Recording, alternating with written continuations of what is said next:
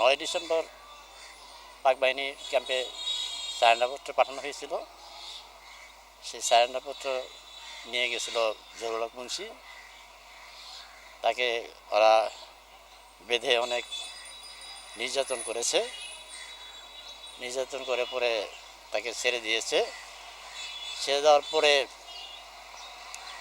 ও আসলো, ফিরে এসে সারেন্ডারপত্র ওরা সারেন্ডার করবে না, সাথে একটা বুলেটও দিয়ে দিছে যে আমাদের কাছে যতক্ষণ গোলাবারুদ আছে ততক্ষণ আমরা সারেন্ডার করব না। পরে ওদের যখন এই সিদ্ধান্ত ওরা দিয়েছে, তারপরে আমাদের হামলা করতে হয়েছে। পরক্ষণেই আমরা বিকেলের দিক দিয়া, সন্ধ্যার আগ দিয়া আমাদের হামলা শুরু হয়ে গেছে। আমাদের হামলা হওয়ার পরেই ওরা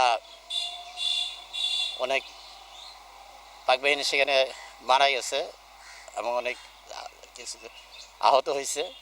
আর বাদ বাকিগুলা ক্যাম্প ছেড়ে পলায় চলে গেছিল টাঙ্গাইলের দিকে। তারপরে 10 তারিখ থেকে 9 তারিখে রাত্রে এটা